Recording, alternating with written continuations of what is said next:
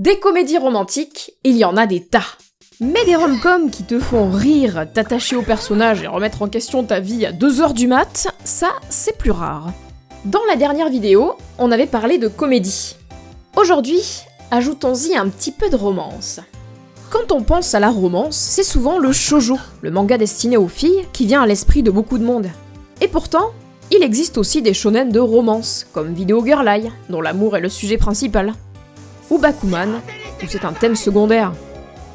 Et, étonnamment, on trouve aussi du neketsu dans certains. Pour les non-initiés, il faut différencier le shonen du neketsu. Le shonen est la cible éditoriale, les jeunes garçons, tandis que le neketsu est un procédé narratif dans lequel le héros suit un apprentissage et traverse des épreuves. Le shonen neketsu étant la formule la plus populaire à l'heure actuelle. Un sujet dont on parlera dans une prochaine vidéo. Il existe aussi des catégories très spécifiques, comme le shoujo ai, la romance lesbienne, ou le shonen ai, la romance gay.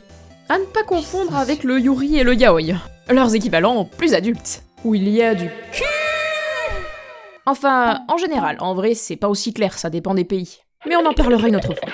On retrouve également les animés harem, où plusieurs filles tournent autour d'un garçon, souvent avec une composante ecchi, terme qui désigne le contenu érotique ++, ou leur inverse, les reverse harem, avec une fille entourée de plusieurs garçons.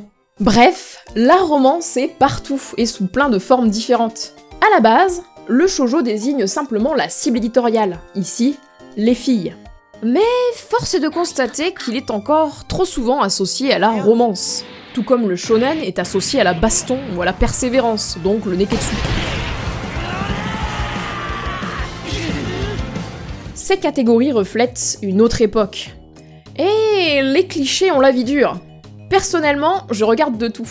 Des romances shonen adorables, du shoujo assez classique, du boys love et même du shoujo ai.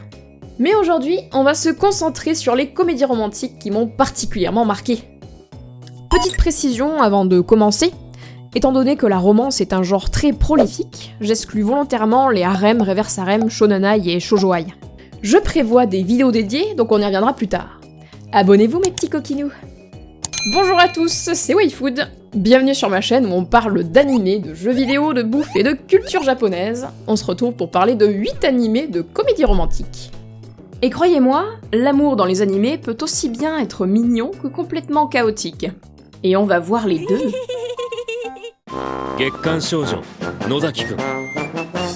On commence fort avec un animé qui comprend la romance, probablement mieux que ses personnages. Gekkan Shoujo no Zaki-kun est un animé shonen parodique de comédie romantique de 12 épisodes sorti en 2014 et adapté du web manga de Izumi Tsubaki. Sûrement ma comédie romantique préférée du lot. L'autrice est sérialisée chez le web magazine de Square Enix, Gangan Online, connue pour avoir accueilli d'autres mangas comiques comme Danshi Kokose no Nichijou ou Watamote. Notre histoire démarre sur un énorme malentendu. Lorsque Chiyo Sakura, jeune étudiante, fait une déclaration bizarre à son camarade de classe Nozaki, celui-ci lui tend un autographe, laissant Chiyo dans une confusion totale. De son côté, Nozaki est persuadé que Chiyo est une de ses fans, et l'invite chez lui pour lui proposer de devenir son assistante. À la grande surprise de Chiyo, Nozaki est en réalité un célèbre auteur de manga shoujo. Elle découvre alors la face cachée de son camarade, et surtout, le fait qu'il soit extrêmement nul pour comprendre les sentiments des autres.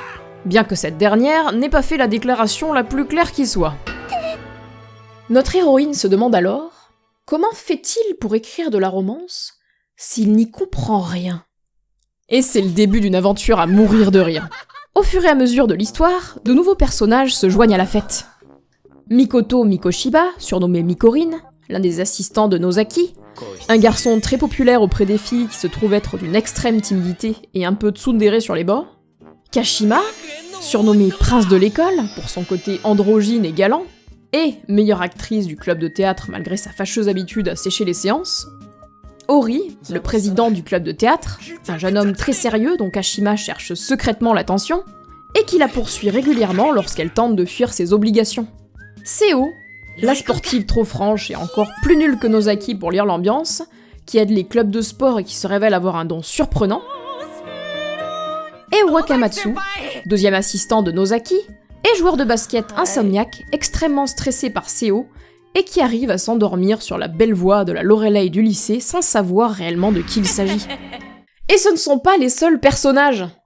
L'œuvre regorge littéralement de personnalités bien écrites. On se surprend à s'attacher à leurs interactions, toujours ravi de les voir évoluer ensemble et s'accepter malgré leurs défauts. On ressent vraiment l'ambiance d'une bande de potes comme ça a pu être le cas dans les débuts de One Piece, avec des interactions sincères et hilarantes. J'ai également beaucoup aimé les passages où Chiyo et Nozaki expérimentent des scènes clichés de romance dans la vraie vie, pour essayer d'aider Nozaki à trouver de l'inspiration pour ses œuvres. Ces passages montrent la bonne connaissance des codes de la romance shoujo de la part de l'autrice. De nombreux tropes sont parodiés avec justesse et passion pour le genre. Personnellement, cet animé fait clairement partie de mon top des rom-coms. Pour ceux que ça intéresse, le manga est encore en cours à l'heure actuelle. Il compte 17 tomes, mais seulement 6 en version française pour le moment. L'animé adapte à peine les 5 premiers tomes. De plus, il y a des variations entre l'animé et le manga. Certains chapitres ont été sautés, et les sketchs ne se déroulent pas dans le même ordre. Pour être plus précis, le manga d'origine est un yonkoma, un manga en 4 cases qui se lisent verticalement, où chaque mini-histoire se termine par une chute humoristique. L'histoire est donc très segmentée, et n'a pas forcément de fil conducteur d'une page à l'autre. De ce fait, le studio d'Ogakobo a dû faire un gros travail de réécriture pour permettre un enchaînement fluide des sketchs, le tout en 12 épisodes de 24 minutes. Un travail que je trouve vraiment remarquable. L'anime offre une expérience très différente du manga. Et si vous souhaitez en savoir plus sur la romance de nos personnages, bien sûr, c'est du côté manga que ça se passe. Cependant, la romance est clairement un thème secondaire, le manga étant avant tout une comédie parodique. La lenteur volontaire du développement des relations risque donc d'en frustrer plus d'un. On quitte maintenant nos adorables lycéens pour plonger dans un univers un peu plus marginal. Kurage Hime. Si la société vous a déjà fait vous sentir bizarre, alors cet animé va soit vous rassurer, soit vous donner envie de lancer une colloque entre otaku. Kurage Hime, ou Princesse Jellyfish, est une comédie romantique josei de 11 épisodes sortie en 2010. L'anime adapte le manga de Akiko Higashimura, une mangaka qui a commencé sa carrière en écrivant du shoujo manga, puis qui s'est spécialisée dans la catégorie éditoriale lui succédant, le josei manga, les mangas dédiés aux femmes adultes. On y suit Tsukimi, une jeune adulte de 18 ans passionnée par les méduses, depuis une visite en aquarium dans son enfance. Elle rêve de devenir illustratrice, mais reste bloquée par sa timidité et ne peut s'empêcher de se dévaloriser. Pour parvenir à réaliser son rêve, elle rejoint Tokyo et emménage à Amamizu, une résidence dédiée aux jeunes filles otaku, strictement interdite aux hommes. Le terme otaku, très utilisé en France pour désigner les fans du Japon, a en fait un sens plus large et désigne les passionnés obsessionnels en tout genre. Et Princesse Jellyfish nous offre justement une belle brochette d'otaku. Les voisines de Tsukimi ont des passions très variées. Chieko, la fille de la propriétaire et figure de proue de la résidence, est une passionnée des poupées traditionnelles japonaises. Mayaya, la plus extravagante du lot, ne vit que par son œuvre préférée, le roman historique chinois Les Trois Royaumes, dont elle connaît les moindres détails. Gigi, la plus réservée du groupe, consacre sa vie à sa passion des hommes mûrs et se rend régulièrement dans des butler cafés, des cafés tenus par des majordomes. Il y a également Bomba, une jeune fille toute petite avec une afro, qui représente un des types d'otaku les plus connus au Japon, les Tetsuota, otaku des trains ou Tetsuko, pour les fans de trains. Et pour finir, Meijiro, l'artiste de yaoi que l'on ne voit jamais, et avec laquelle les résidentes discutent via des lettres sous la porte. Et c'est dans cette ambiance que Tsukimi vit sa passion, entourée d'otaku qui ont du mal à se faire une place en société. Jusqu'au jour où une sortie en ville va bouleverser son quotidien. Alors que Tsukimi se rend au magasin de méduses pour les admirer, elle découvre avec stupeur que 2 méduses incompatibles vivent dans le même aquarium, condamnant l'une d'elles à une mort certaine. Tentant tant bien que mal de surmonter sa peur de l'interaction sociale avec les gens stylés pour faire comprendre aux vendeurs que la méduse est en danger, elle est soudainement aidée par une jeune fashionista qui passait par là et qui convainc le vendeur de leur donner la méduse. De fil en aiguille, Tsukimi et la jeune fille ramènent la méduse à Amamizu. C'est là qu'elle découvre les incroyables dessins de méduses de Tsukimi. Malgré sa non-appartenance au groupe de passionnés, la jeune fille va secrètement passer la nuit à la résidence. Une rencontre qui va changer la vie de Tsukimi à jamais. C'est une aventure qui parle de passion, d'amour, de courage, et aussi de classe sociale. En effet, on découvre rapidement que la jeune fille est en fait un garçon issu d'une bonne famille nommée Kuranosuke, et que nos jeunes otaku vont se retrouver confrontés à des personnes d'un milieu bien différent. Une dimension qui promet un véritable florilège d'interactions malaisantes et propice aux situations comiques. Alors que la résidence à Mamizu est menacée de destruction, Kuranosuke découvre que sa famille joue un rôle dans l'affaire.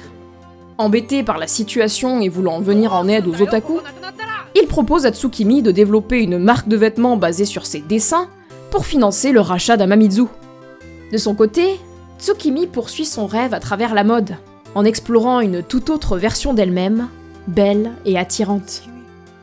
C'est sous cette forme qu'elle rencontre Shu, le grand frère de Kuranosuke, de 12 ans son aîné, qui tombe instantanément sous son charme. Ainsi démarre un triangle amoureux assez inattendu. Et oui, j'ai bien dit triangle.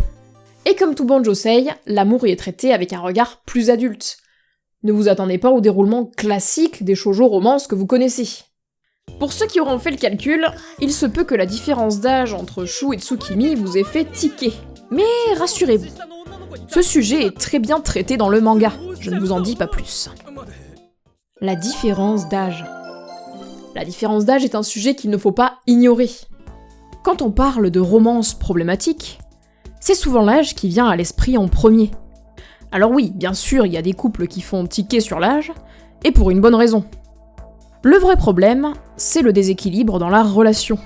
Bien sûr, ici, je ne vous parle pas de relation entre mineurs et majeurs, qui ne devraient tout simplement pas avoir lieu. On est d'accord.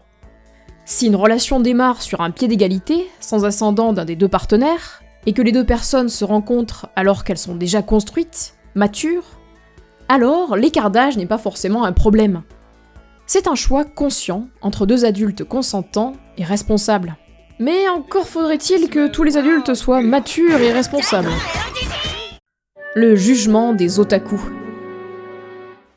Personnellement, cet animé a été un vrai rafraîchissement pendant le lycée. Je l'ai découvert à sa sortie, une période où regarder des animés était encore souvent jugé comme négatif par les autres. On se faisait insulter de weirdo et de geek, parce qu'à l'époque c'était pas cool. Alors que la vie d'ado n'était pas facile, Princesse Jellyfish est venue poser l'originalité comme une force, en me montrant que, peu importe mes différences avec les autres, ce qui comptait, c'était ma capacité à m'écouter, ignorer les jugements pour prendre les critiques bienveillantes, transmettre ma passion aux autres pour se pousser les uns les autres vers l'avant, et s'ouvrir au monde. Une manière de positiver, et de se rappeler qu'on sera jamais seul, parce qu'il y a toujours un autre weirdo dans le coin. Et oui, rien que ça. Bon, jusque-là on a parlé d'amour maladroit. Maintenant, parlons d'amour stratégique. Et oui, ça existe. Kaguya-sama Love is War. Kaguya-sama Love is War est une comédie romantique seinen en 3 saisons de 12 épisodes qui a démarré en 2019. C'est l'adaptation d'un manga de 2015, écrit par Akasaka Aka, un mangaka spécialisé dans les seinen, manga pour jeunes adultes, et qui est également l'auteur d'une œuvre sur les idoles bien connue, Oshinoko. Dans cet animé, nos protagonistes à l'orgueil démesuré voient l'amour d'une façon un peu particulière. Pour la vice-présidente du conseil des élèves, Kaguya Shinomiya, l'amour est un combat que l'on doit livrer avec la personne que l'on aime pour déterminer le dominant et le dominé. Et bizarrement, le président, Miyuki Shirogane, semble partager son point de vue. Appartenant à des milieux très différents, cet amour impossible nous offre un spectacle acharné entre une jeune fille de la haute bourgeoisie, hautaine et calculatrice, et un prolétaire brillant et réfléchi dont l'ego rivalise avec celui de sa bien-aimée. C'est simple, c'est une rom-com, mais avec la mentalité d'un match de boxe. On assiste à une véritable guerre psychologique entre Kaguya et Miyuki, tentant différentes approches pour se coincer et forcer l'autre à avouer ses sentiments. Une tâche ardue qui ne manque pas d'être perturbée par leurs camarades de classe. La secrétaire du conseil, Chika Fujiwara, est une jeune fille toujours très enjouée et espiègle qui a du mal à lire l'atmosphère. Elle adore les jeux et amène toujours une ambiance joyeuse au conseil. Cependant, elle intervient régulièrement sans s'en apercevoir dans le conflit qui oppose nos deux tourtereaux. Quant à Yu Ishigami, le trésorier et otaku geek du conseil, il vient faire contre-pied avec son caractère de cochon et son regard très critique envers les autres élèves. En effet, Ishigami, bien que plutôt réservé, ne supporte pas les gens en couple, et ne manque pas une occasion de se plaindre en balançant une longue tirade acerbe. Comme Fujiwara, il finit parfois par être la cible des regards meurtriers de Kaguya, lui laissant une peur bleue de cette dernière. Un ressort comique qui vient appuyer l'intervention des personnages, c'est qu'aucun d'entre eux ne s'aperçoit de leur petit manège. Et pourtant, un autre personnage régulier vient casser cette dynamique. Il s'agit de la domestique sous couverture de Kaguya. Étudiante en 2e année dans le même lycée, elle interviendra régulièrement, tel un agent de l'ombre, pour faciliter le développement de la relation entre Kaguya et Miyuki. Une fois de plus, un animé qui regorge de personnages bien écrits.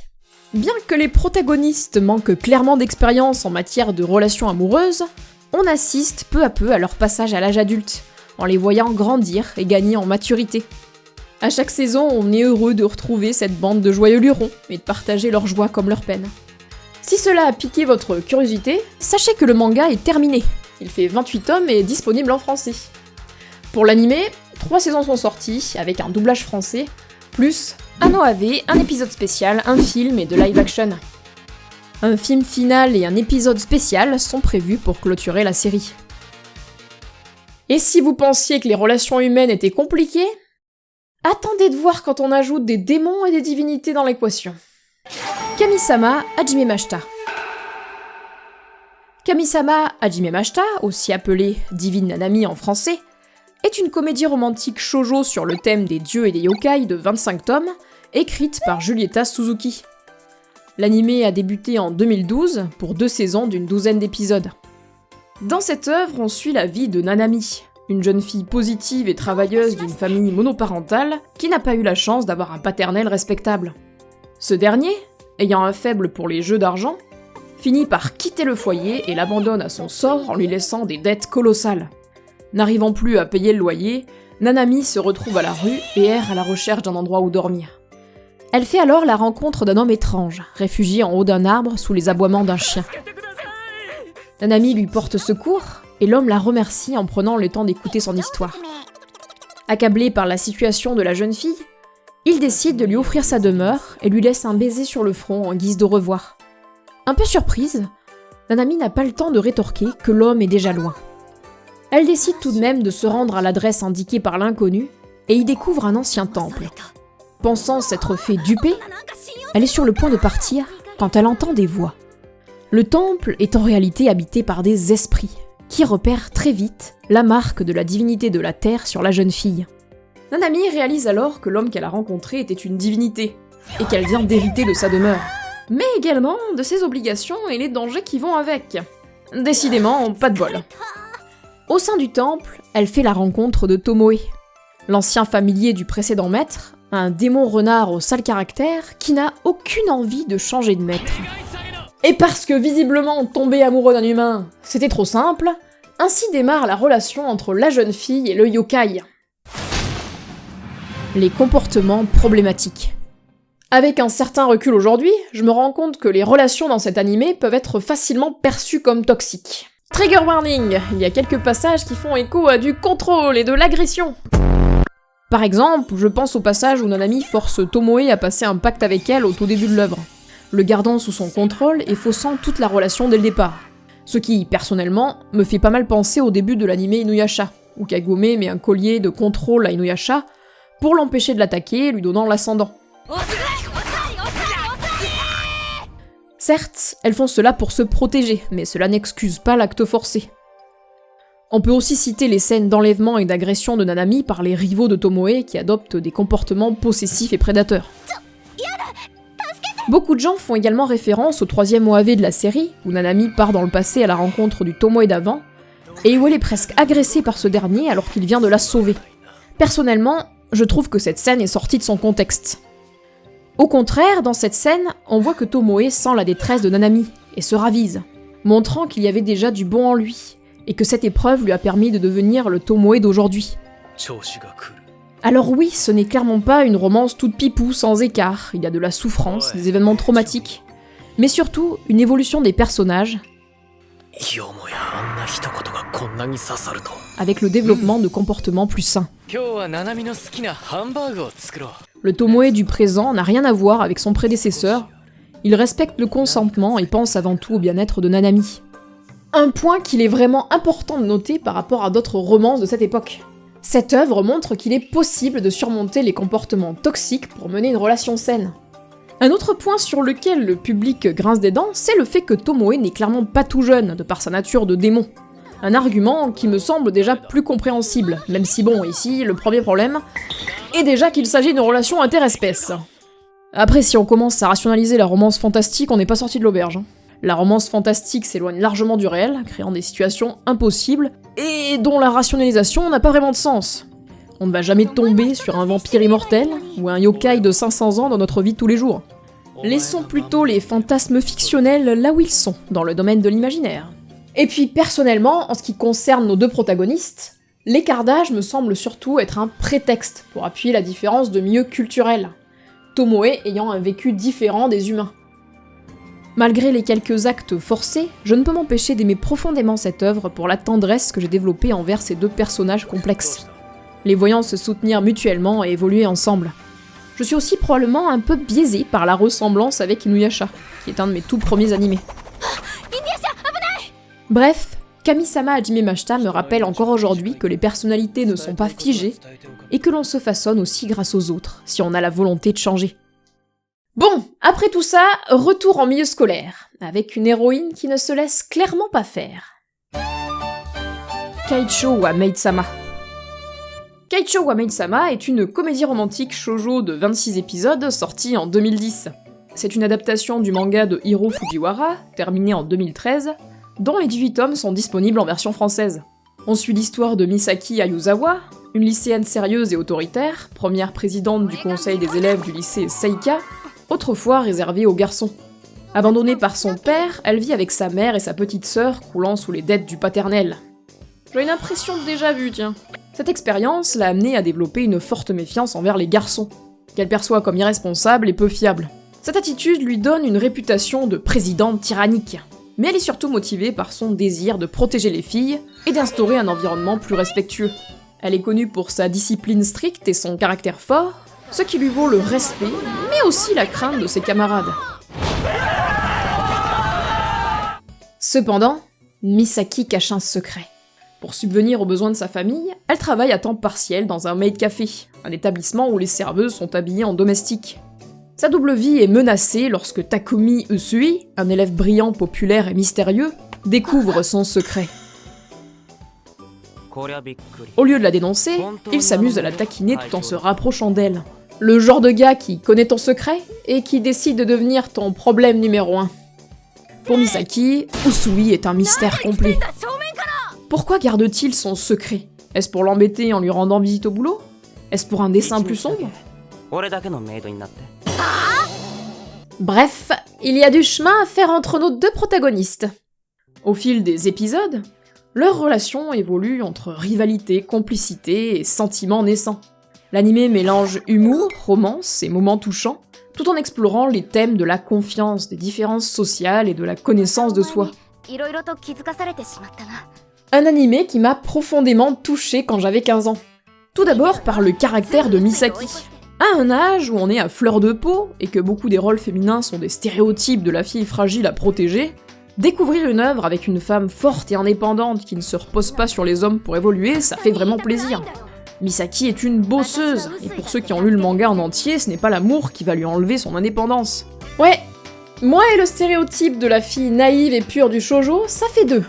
Et Usui est tout aussi intéressant. Il a conscience du traumatisme de Misaki, et l'accompagne mentalement pour surmonter sa haine des hommes avec un comportement sincère et protecteur. On peut bien sûr lui reprocher son côté tactile et entreprenant, mêlé à sa taquinerie, auquel Misaki réagit avec dégoût, le traitant de pervers. Mais grâce à lui, elle apprend peu à peu à faire confiance, à s'ouvrir aux autres et à nuancer sa vision des garçons. Leur relation devient un moteur important de son évolution personnelle. Pour moi, un des meilleurs animés de 2010. L'anime adapte uniquement les 7 premiers tomes du manga. Du coup, petit tip, si vous souhaitez reprendre l'histoire à la fin de l'anime, il faut commencer au chapitre 32 du tome 8. Hé hé, ne me remerciez pas. Bon, là, on va passer à quelque chose de beaucoup plus intime. Et beaucoup plus gênant. Dans le bon sens. The Dangers in My Heart. The Dangers in My Heart est une comédie romantique shonen de l'autrice Norio Sakurai, publiée dès 2018 et toujours en cours à l'heure actuelle. L'anime a démarré en 2024 et compte pour l'instant 2 saisons. La 3e saison est prévue pour 2027. On suit Kyotaro Ichikawa, un jeune étudiant reclus qui fantasme sur le fait d'être un dangereux psychopathe. Seul et souvent perdu dans ses pensées, il imagine comment il pourrait ruiner le quotidien de ses camarades, tout en nourrissant des pulsions meurtrières envers Anna, l'idole de l'école. Ou du moins, c'est ce qu'il veut nous faire croire. En réalité, Kyotaro se cache derrière son côté dark par manque de confiance en lui.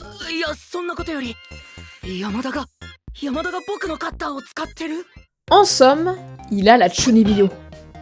Vous connaissez la Chunibyo ? La Chunibyo, qui se traduit par le syndrome du collège, est un terme japonais qui désigne les adolescents persuadés d'être des êtres à part, avec des pouvoirs ou des connaissances secrètes. En gros, les collégiens qui se réfugient dans un trip imaginaire, souvent à cause d'un mal-être social. Il existe d'ailleurs une comédie romantique sur le sujet. Chunibyo Demo Koi ga Shitai, ou même avec la Chunibyo, je veux connaître l'amour.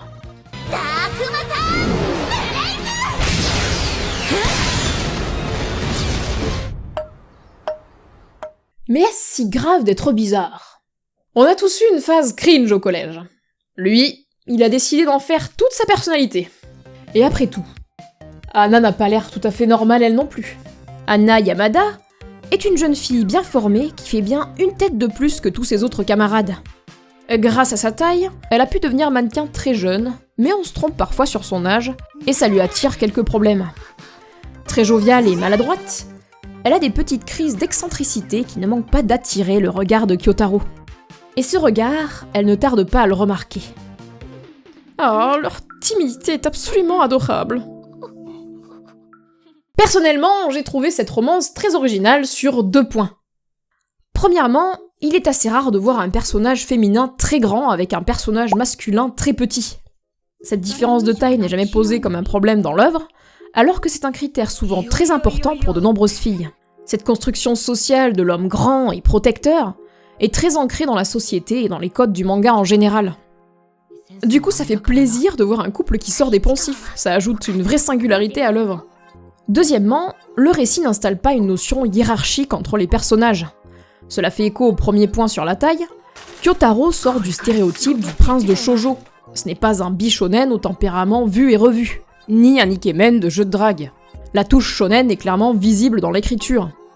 Pour ceux qui ont besoin de s'identifier au personnage, Kyotaro est plus accessible que les grands et beaux mecs parfaits. Et c'est aussi plus réaliste. Nos personnages se découvrent et évoluent côte à côte, comme 2 adolescents authentiques qui grandissent ensemble.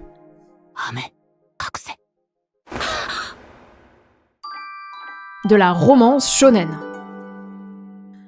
The Dangers in My Heart est le 2e anime shonen de cette vidéo, le premier étant Gekkan Shoujo no Zaki-kun. Et comment que ça se fait que tout ça soit catégorisé différemment alors que ça reste de la romance, me demandez-vous ? Eh bien, ça reste un peu flou. Certaines thématiques se recoupent, mais, de mon point de vue, des points communs semblent aider à définir la catégorie shonen. Par exemple, sur quel point de vue se concentre la narration ? Dans The Dangers in My Heart, Bloom ou encore Komi-san Can't Communicate, la romance se passe principalement du point de vue du personnage masculin, alors que ce n'est pas le cas dans Gekkan Shoujo no Zaki-kun, où il y a un roulement entre les personnages avec une focalisation interne sur Sakura par moment. Et ce n'est pas le seul exemple de shonen qui me vient à l'esprit, il y a Cat's Eyes, Orinia ou encore Watamote. Bon, ok, ça marche pas à tous les coups. Mais si la focalisation n'est pas toujours centrée sur le point de vue masculin, le lien avec le shonen est tout de même visible dans la narration. Que ce soit pour les belles héroïnes athlétiques de Cat's Eyes, ou pour la geek perverse et tordue dont rêvaient les otakus japonais en regardant Watamote. Et pour Gekkan Shoujo no Zaki-kun, je pense que le côté shonen vient du fait qu'il s'agit d'une parodie de shoujo. Même si bon, on est d'accord, les filles ont aussi le droit de se moquer du shoujo. Hein. Bref, si vous avez une autre explication à ce sujet, je veux bien votre avis dans les commentaires. Le ecchi, c'est pour les garçons. Un autre argument que j'ai vu pas mal sur Reddit pour différencier la romance shonen et la romance shoujo, c'est le fait qu'il y ait du ecchi. Personnellement, je trouve cet avis éclaté.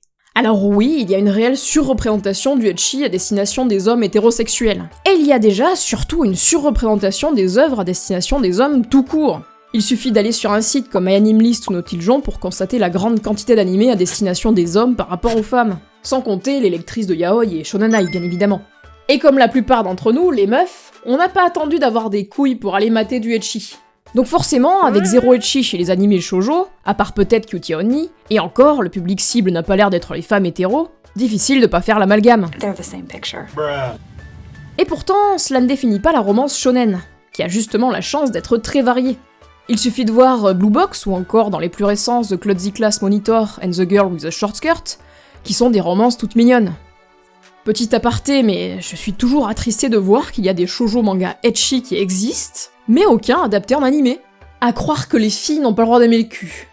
Quand on se penche un peu sur l'érotisme sans le harem habituel, on va surtout tomber sur du shonen, du seinen, du yuri ou du yaoi. Là où le shoujo et le josei sont complètement délaissés. Ou alors faut se tourner vers le dojinshi, les créations des fans. Si on peut noter un point positif, c'est que, pour une fois, la commu LGBTQIA+, est mieux servie qu'une branche des hétéros. Pour les meufs hétéros, ça reste soft et gentillet. Et même, je suis allée voir du côté Reversarem ecchi, il y a quelques mangas tout au plus, mais zéro animé. Tu m'étonnes que la commu webtoon ait autant grandi, y a que le webtoon qui propose ce genre de contenu. Le marché japonais est vraiment à la ramasse là-dessus. Je veux dire, c'est pas pour rien que Love and Deep Space ça marche. Il y a un véritable marché de l'érotisme pour les femmes hétérosexuelles. Bref, il y a du boulot sur le sujet. Vous l'aurez remarqué, The Dangers in My Heart est une des comédies romantiques les plus récentes de ma sélection. Et c'est aussi un de mes tout récents coups de cœur. Science fell in love, so I tried to prove it. Et si vous pensiez que l'amour était un phénomène inexplicable, laissez des scientifiques s'en occuper. Science fell in love, so I tried to prove it est un animé seinen de comédie romantique basé sur le manga d'Alfred Yamamoto. Comme le titre le mentionne si bien, il s'agit d'un animé sur le thème de la science et de l'amour. Notre histoire commence à l'université de Saitama, lorsque Ayame Imuro, une femme sérieuse et entreprenante, fait sa déclaration à Shinya Yukimura, un homme pragmatique et alexithymique. L'alexithymie étant une difficulté à identifier, différencier, exprimer ou comprendre ses émotions ou celles d'autrui. Alors qu'elle avoue ses sentiments à son collègue doctorant, celui-ci s'interroge sur ce qui lui permettrait de savoir si c'est réellement de l'amour et si ce sentiment est réciproque. Ayant tous deux un manque d'expérience flagrant en la matière, ils décident de mener des expériences pour quantifier et définir l'existence concrète de l'amour. Spoiler, ils vont compliquer un truc simple avec des graphiques. C'est alors que leur jeune collègue de master, Kanade Kotonoha, fait son entrée dans le laboratoire. De loin la plus expérimentée sur le sujet, elle essaie tant bien que mal de leur faire comprendre que l'amour ne s'explique pas, il se vit. Et c'est parti pour des expériences plus troublantes les unes que les autres, et des collègues de plus en plus impliqués dans leurs affaires. Il y a Ena Ibarada, leur aîné de 2e année, un génie des sciences à qui il demande un retour d'expérience, et qui leur donne des sueurs froides de par son détachement. Kosuke Inukai, le doctorant otaku qui préfère les filles en 2D et l'ami d'enfance d'Ibarada, ou encore le couple de scientifiques très original, Chris et Fujiwara. J'ai une affection particulière pour cet animé de par sa dimension scientifique. Ayant moi-même fait des études de sciences, j'ai été particulièrement amusée par le détournement de la réflexion et de l'expérience scientifique dans un but humoristique. Ça m'a tué de rire de voir les personnages partir dans des analyses très poussées sur des détails évidents, et d'un autre côté rester super sérieux en réalisant des scènes romantiques assez embarrassantes. Et le vrai plus de l'animé, c'est les petites scènes expliquant de vraies expériences, procédés ou hypothèses scientifiques. Car oui, c'est une comédie romantique et éducative. Surprenant, n'est-ce pas? C'est le Japon. L'animé compte pour le moment 2 saisons, la 3e saison étant incertaine suite à la fin mitigée de la précédente. Personnellement, je conseille plutôt d'aller lire le manga à la fin de la saison 2. Le développement des personnages y est bien meilleur et moins précipité. Dans l'ensemble, c'est une bonne œuvre. Et pour finir, un animé qui prouve une chose. Vivre en coloc, c'est soit la meilleure décision de ta vie, soit la pire. Et ici, c'est clairement les deux. Bokurawa Minna Kawaiso. Bokurawa Minna Kawaiso est une comédie romantique seinen de 12 épisodes sortie en 2014 et adaptée du manga de Miyahara Ruri. Alors que Kusanari Usa entre en première année de lycée, il part vivre en pension suite au déménagement de ses parents. Motivé à l'idée de prendre son indépendance, il espère profondément avoir la vie tranquille dans sa nouvelle demeure. Malheureusement pour lui, le complexe kawaii est loin d'être une pension ordinaire. Il accueille des locataires plus excentriques les uns que les autres. Dès le premier jour, Usa tombe sur Shirosaki. Pensant qu'il s'agit d'un pervers du quartier, il s'enfuit mais ne tarde pas à découvrir qu'il s'agit en réalité de son voisin de chambre, un jeune homme masochiste et fantaisiste. Dégoûté par cet énergumène, il appelle ses parents espérant qu'ils trouveront une solution pour le sortir de là. C'est à ce moment-là qu'une autre colocataire entre en scène, Ritsu Kawai, une adorable jeune fille plutôt timide et fondue de livres pour laquelle il a le coup de foudre. Plongé dans ses lectures, Kawai ne fait même pas attention à Usa, ce qui n'empêche pas de le convaincre de rester un peu plus longtemps dans cette résidence. Il finit aussi par croiser Mayumi Nishikino, une salariée alcoolique qui a des goûts terribles en matière d'hommes, et maudit les couples à cause de ses mauvaises expériences. Et finalement, la plus dangereuse de ses colocataires, Sayaka Watanabe, une ravissante étudiante se révélant être une allumeuse très taquine qui se fourre régulièrement dans le pétrin. Et tout ce petit monde vit sous la supervision de la propriétaire et grande-tante de Ritsu, Sumiko, une petite dame espiègle et bienveillante qui tient le rôle de garde-fou. Vous l'aurez compris, j'ai une passion pour les personnages hauts en couleur. Et dans Bokurawa Minna Kawaiso, on n'est pas en reste. En soi, l'histoire est assez banale. On m'a d'ailleurs fait remarquer que le pitch ressemble pas mal à celui de Juliette Je t'aime. Mais on n'est clairement pas là pour ça. Il y a de la romance, de la comédie, mais surtout des personnalités très variées. Et personnellement, c'est ce qui m'a fait accrocher à l'œuvre. Alors que l'on retrouve souvent des faux semblants et de la retenue à la japonaise, Bokurawa Minna Kawaiso nous propose un aller-retour entre les deux. Par exemple, Shirosaki et Mayumi sont clairement là pour le côté sans gêne et lubrique. Ils amènent une ambiance décomplexée qui est souvent à l'origine de mes meilleurs fous rires devant l'anime. D'ailleurs, mon tout premier, c'était celui-là.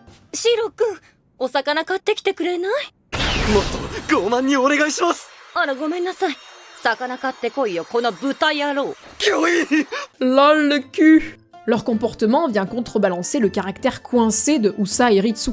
Ce sont d'ailleurs les personnages préférés de la communauté, avec Ritsu la waifu en tête du classement bien sûr. Pour moi, y a pas à réfléchir, Team Shirosaki. Le fait de faire vivre sous le même toit des personnages avec des personnalités farfelues, voire incompatibles, amène à des situations absurdes, comiques, mais aussi difficiles. D'une manière très différente de Kuragehime, l'anime aborde le sujet du vivre ensemble et de l'acceptation de soi. Notamment au travers du personnage de Ritsu, qui vit très bien la solitude. Toujours dans ses bouquins, elle apprécie être seule car c'est plus facile à vivre pour elle. Elle n'a pas vraiment d'amis, mais n'aime pas qu'on pense qu'elle en souffre. Et c'est là que l'anime amène une réflexion que j'ai beaucoup aimée. Ne donne pas des intentions ou des sentiments aux gens sans les connaître. Ritsu ne sent pas le besoin d'être entourée et ne veut pas être prise en pitié. Là où Usa pense combler la solitude de Ritsu en la collant du jour au lendemain, il est devenu trop invasif et la met mal à l'aise. C'est d'ailleurs cette incompréhension qui ralentit leur rapprochement. Il y a une vraie leçon sur le jugement et la différence. Même quand on vit en communauté, on a nos préférences, et devoir s'adapter aux autres en permanence peut être épuisant à la longue. Bref, une œuvre qui parle d'écoute des autres et de vivre ensemble. Entre les remarques graveleuses des colocataires, les épisodes de timidité de Ritsu, et la détresse permanente de Usa, il y a quelques leçons de vie qui viennent nuancer le côté très léger de l'anime. Certains resteront pour la romance, même si clairement, la fin ne plaira pas à tout le monde. L'anime n'ayant pas de vraie conclusion et n'adaptant qu'une partie du manga. Je vous invite donc à ne pas vous arrêter à l'anime, mais à découvrir l'œuvre dans sa globalité. Pfiou, j'ai plus de souffle moi. Conclusion. Que ce soit du shoujo, du shonen, du seinen ou du josei, toutes ces œuvres oscillent entre comédie et romance. Parfois plus comédie, avec Gekkan Shoujo no Zaki-kun,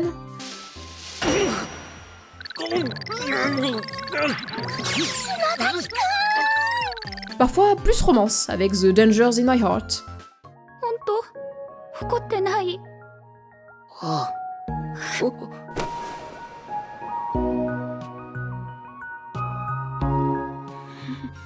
En tout cas, j'espère que vous aurez trouvé chaussures à votre pied, ou plutôt animé à votre watchlist. Et voilà, c'était mes rom-coms préférés. Avec cette petite sélection, Vous connaîtriez peut-être d'autres rom-coms qui pourraient me plaire? Si c'est le cas, je vous attends encore une fois en commentaire. Je suis d'ailleurs très curieuse de connaître vos rom-coms préférés. Merci à tous d'avoir regardé la vidéo. Si vous l'avez aimé, n'hésitez pas à m'aider à sortir du chômage avec un like, un abonnement ou un partage, ça me ferait trop plaisir. Pour les curieux, je vous invite à passer sur mes réseaux sociaux pour vous tenir au courant ou discuter. Je suis principalement active sur Discord. Et d'ici là, je retourne écrire la prochaine vidéo. Bye bye!